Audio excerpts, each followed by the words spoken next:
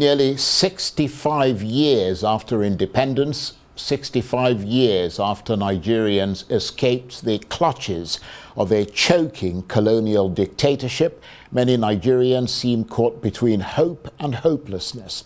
They have a country which for many is something of an enigma, with so many competing ethnic groups jockeying for position and many feeling left out. It's led to terrible, intermittent bloodletting and even a civil war. Today, with each election often followed by allegations of fraud, corruption, and accusations of attempts at ethnic domination, it's led to fears that this country could fracture and tear itself back into conflict once more, unless a way is found to strengthen the sense of inclusiveness. So now a group of eminent Nigerians, led by the former Commonwealth Secretary General, Chief Emeka Anyaoku, have come together to chart a new course for this country's constitutional democracy. They say they'll hold a national political summit at the end of this month, intended to deliver an inclusive constitutional bill to the federal government that reflects the wishes of the Nigerian people. Well, for more on this, I'm joined now in the studio by the diplomat and former Nigerian representative in Sweden, Denmark and Norway, Ambassador Godknows Igali, who is also a former permanent secretary and is the current chairman of the Pan-Niger-Delta Development Forum, or PANDEF. Thank you very much indeed for coming in. Thank you. We actually appreciate your coming because we know you're coming straight from the airport. Yeah. So, the beginning of a renewed fight to protect democracy and federalism and to protect and expand the rights of Nigerians, or the continuation of that fight? Yes. What is the question? Well, I'm asking you, is it the beginning of a renewed fight to protect, or is it the continuation of the fight? The process of state building is continuous. It neither has an end.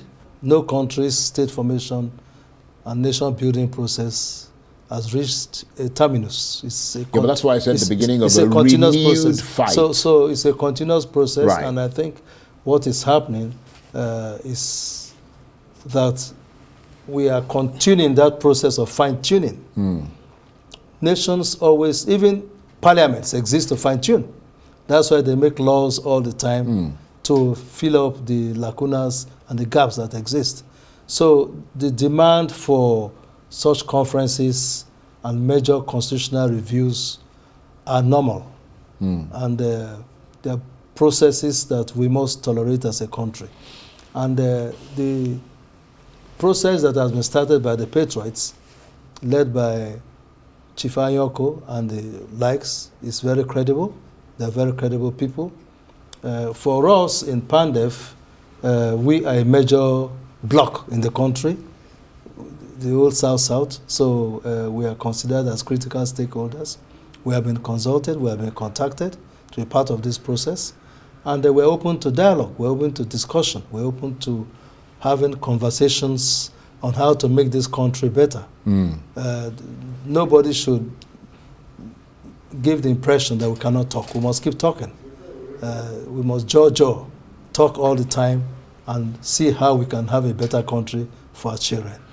And I guess one of the clearest signs of the strength of this group towards constitutional democracy and inclusive political reforms is the high level of people, including yourself, involved in the convening committee that will coordinate this proposed national political summit, which is due to take place at the end of May.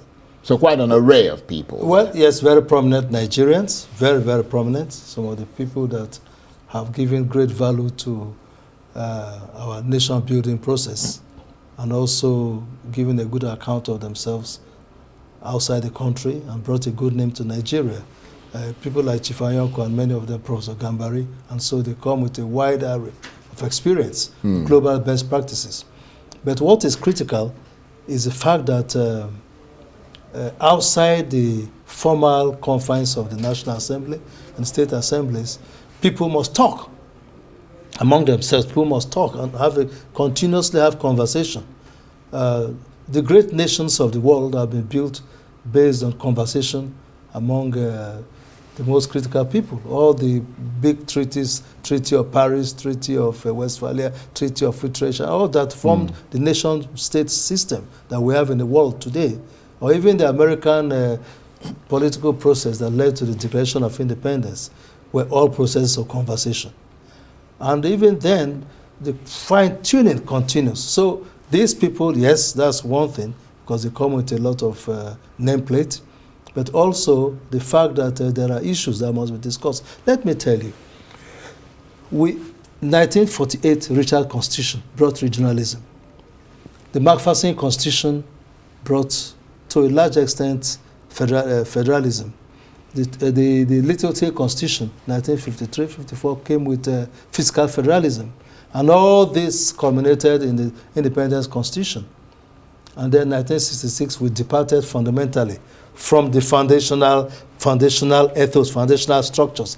The founding fathers of this country had the option of doing what India and Pakistan did. India and Pakistan, by the way, were one. Yeah. Then before independence, then Muhammad Ali Jinnah said, no, we can't go with you. Gandhi and co, we can't go with you. That we want to be another country. And the British saw it and allowed them to go their separate ways. Of course, we know what has happened. They splintered into many countries after that. But in the case of Nigeria, Chief Obafemi Awolowo, Dr. Nnamdi Azikiwe, Sardauna of Sokoto, Tony Nauru, and all the rest of them that were there with them, Dapabriye and every one of them, they said, no, we must stay together. But on certain fundamentals. Those fundamentals, particularly dealing with high level of devolution, of power, and through federalism. Now let us pursue federalism. And Chief Obafemi Awolowo wrote books on federalism. A federal system that allows the federating units to have levels of autonomy by which each federating unit can compete in a healthy manner. And that is why there are different tracks of movement, while the federal government keeps a track of making sure that no side is, as we say now, marginalized, and support any side that is lagging or dragging behind. And that was why the Western region could do so many things. They had free education, first television in Africa, and so many other things. But you know, some would argue that in the final analysis, it didn't work, did it? Which is why it fell apart did not work. In 1966. I mean, that's the argument of some of the people who then moved more towards a unitary system. To centralize power, to try and control things. The unitary system has its own merit, but in our own peculiar heterogeneous, in our own peculiar state situation of multi-nationalistic situation, perhaps the unitary system may not be the best. Right. Look, let me tell you, in terms of the terms of the fiscal situation, the economy. You know, we used to see things called granite pyramids. We were the biggest cocoa producer in the world. In the whole world, we produce cocoa. We were the biggest palm oil producer. Because and they were all regionalized. The Eastern region had to compete with the West. The Eastern region focused on palm oil. You go to the East and South. The oil palm grows wildly. Nobody plants it. It just grows. And sometimes you wonder, you know, you go to the West and cocoa found a home there. And the North, granite found their textiles. So, in relative terms, this created an environment for competition. It created economies in a healthy way. Section. So each section was able to contribute, and of course, then we had the natural mineral resources. So, but now all that is gone. Every month, what happens? We come to Abuja, and then we go to federal location and share and take money and go back, and that urge to compete is not there. Now, if you look at other areas, for example, look at the issue of the judicial setup. We have a situation where the Supreme Court of Nigeria is overburdened. Because if I have land dispute with you, if we have a chieftaincy dispute, it will end in the Supreme Court. Give me a break. If you have a chieftaincy dispute in a small village somewhere in Kaura, Namuda, You take it all through the process, or in Bile, somewhere in Rivers State at the Atlantic Ocean. In fact, that's a good example because there's a community between the border between Rivers and Akwa Ibom State where the traditional ruler died, and the culture, the custom is that his replacement is one that buries him. And they could not agree on who replaces him. And this case was in the Supreme Court for about 12 years. And the man's body became like a dried piece of wood because they had to go through that process until the court decided. Now, these are things that, if there's a proper regime, can be trashed at the level of maybe sub-regional level. Right. We have comfortable 6 sub-regional zones. High courts. So things like, or even Supreme Courts. So the national court becomes what we call a constitutional court, right, dealing with major issues of conflict between different arms of the government. So these are issues that we need to look at the Constitution, and we need to look, for example, the issue of resource control and resource allocation. I mean, our founding fathers agreed on a structure. They agreed to every part of Nigeria has resources. Oh boy, every part. Is it mineral resources? Is it agricultural resources? But I mean, is the issue really about identifying the best way to, I mean, resource control and all the rest of it? Or is it about, has it always been about the people in leadership having the political will to implement these things? Because, I mean, you and I were talking before we came on air, and we're talking about the Constitutional Conference of 2014. What I mean, the document yes. is there. It's got the will of the Nigerian people. 2014, some of us, we from the South, we hold strongly that the 2014 National Conference report, made up of 492 of the best brains that this country has ever produced. And it was the best spectra of people that were incubated to deliberate. Justice Kutigi, Professor Bolaji Akemi, and Professor Valerie Azinge, who was the secretary, did a fine job. They came up with 3 areas. Some areas they say, hey, look, let's not leave that area. Some they said, this area we still need to discuss more. But majority of the areas, they said, we agree on these areas and we can implement. Now, what happened was that it came at the twilight of the Jonathan regime, and President Jonathan thought that it will not, there will be no time. The politicians in the National Assembly were busy campaigning. So there was no time to take legislation before them. And if he won the election, maybe it would have been a different thing. And after it came, it became what Justice Oputa used to call oputarization. Oputarization means when you have a fine report and you put it aside, and nobody looks at it again, like the Oputa report. So it was kept in the shelves, and it's still in the shelves. This week that passed, I was in Lagos and Ijebu for the funeral of Chief Adebanjo, who was laid to rest in Ijebu on Saturday. And in all the discussions, the tributes, the issue of 2014 National Conference came up.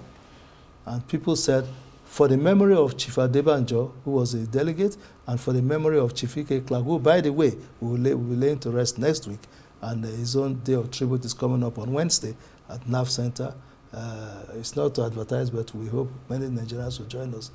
The issue of 2014 National Conference. So these are things that this initiative by the patriots will look at. A lot of them were in that conference. Jarike Wanchuku. So might it be just a case of adopting that document adopting, fine-tuning, re-looking at it, and recalibrating to see... But that would be the basis on which it is one of the fundamentals. Right. I cannot dictate because there's a secretariat working on it. And you see, we need to look at things. For example, you have things that should not happen. For example, the situation in Rivers State. It's a very disturbing situation where you have somebody who is an administrator over a people that voted legitimately for a person. And I passed through Port Harcourt Airport today, and it was quite embarrassing to see that the portraits of the administrator are all over the place at the airport, even at the departure gate, big one, bigger than real life. And I said, what is this? But you have to wonder what is going on there. Well, these are things that are very strange, and in a normal democracy, it shouldn't happen. President has said he saved the governor from impeachment or those who speak on behalf of the president, which is very good, and we like it. But then when you now put it in front of the people, hey, whether you like it or not, this is your new sheriff in town. But isn't that precisely the problem, the biggest problem that you patriots have to confront, which is how is it to get the politicians to conform to the Constitution, to obey the rule of law?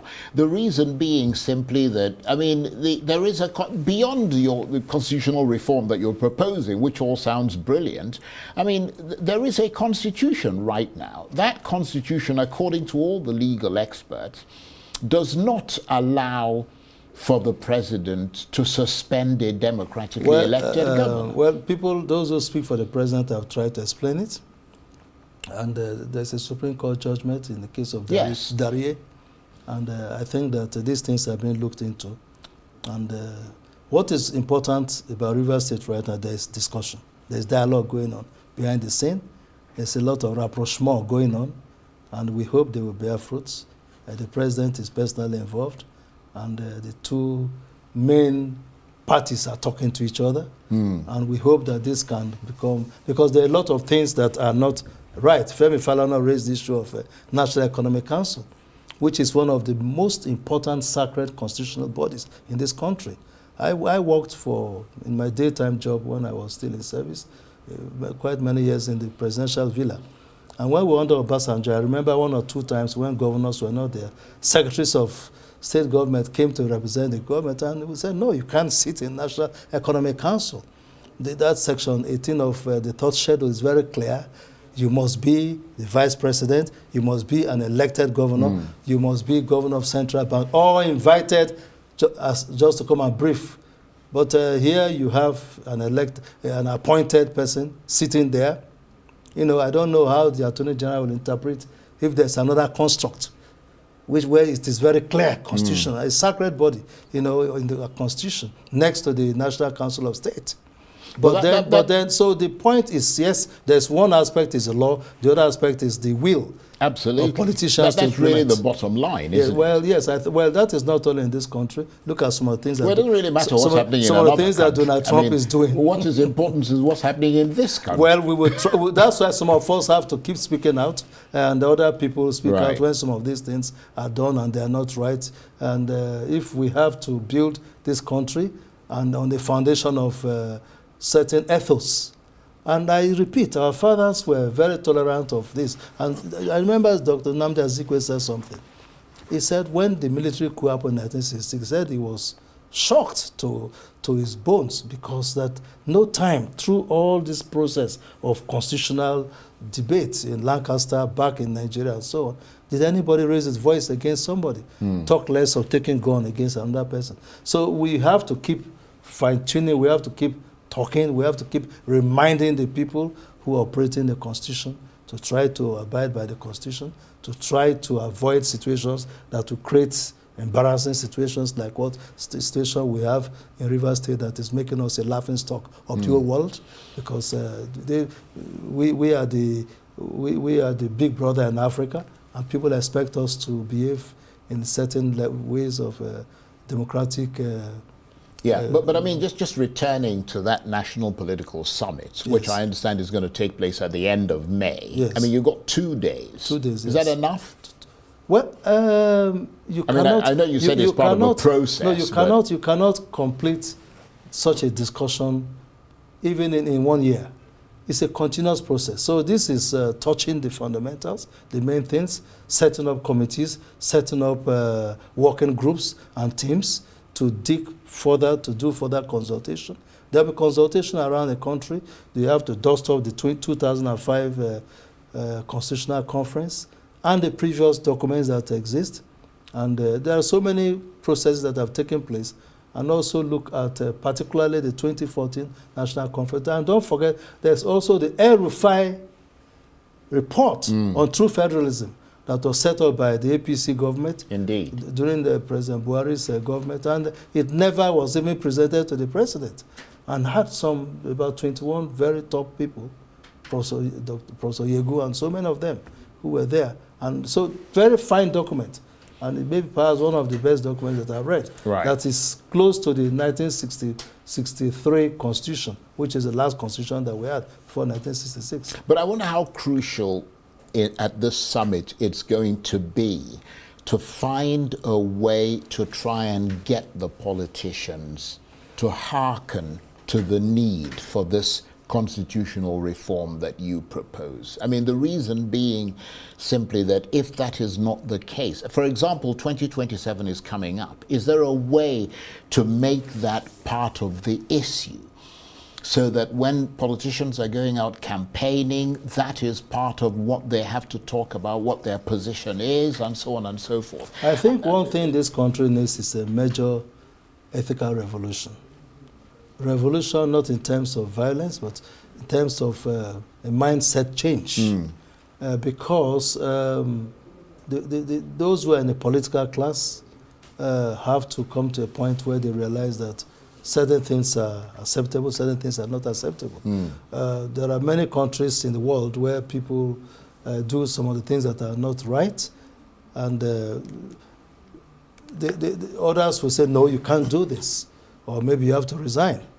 But we are tolerant, we're indulgent, we accept everything, and there is an anomaly of silence. Don't talk, don't even talk. If you talk, oh, look, you are against the government, or you're against this my state governor, or you're against this person in the National Assembly.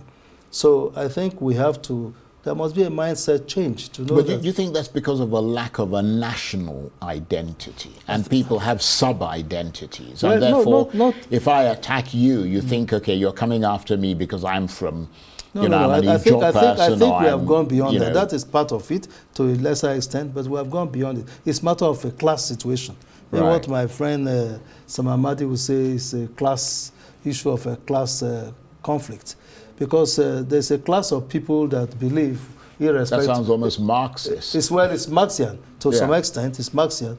To some extent, you believe that we shouldn't rock the boat. Let us all tolerate each other, irrespective of political party. So there's that type of situation. And I think we need to go beyond it. The issue of ethnicism and religion, we've slightly crossed that Rubicon. But now we have a situation where people think that we belong to the same political class. You think we've crossed that Rubicon? Because if you look at what happened in the 2023 election, it all degenerated down to ethnicity, didn't it? I mean, you had 3 people from 3 major ethnic groups. Well, and the rest, the majority, the minorities, which those of us in the South belong to, were excluded. Yes, but it was also a matter of, yes, ethnicity was there because in some cases, but then it's more of the political class. Because if you look at since after the election, the things that have happened in the country, you see that in the National Assembly, when certain decisions are taken, people don't say where you come from.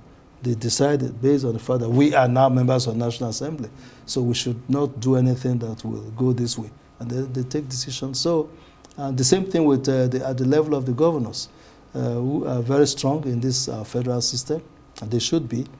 It is based not on ethnicity or on religion or language, but it's based mostly on a coalition, an agreement that, look, we're together. Let us not... I think the campaign for a new Nigeria, for a new way of thinking, will be part of this this constitutional reform. Well, we look forward to hearing more about it, and let's hope that it moves this country forwards rather than backwards. I want to thank you very much indeed. Ambassador Godknows Igali was he's a diplomat, of course, former Nigerian representative in Sweden, Denmark, and Norway, former permanent secretary. You always forget Finland. And Finland, yes. And is the current chairman of the Pan-Niger-Delta Development Forum, or PANDEF. Thank you very much. Great to see you again. Thank you very much. Bye. Good to see you. Thank you.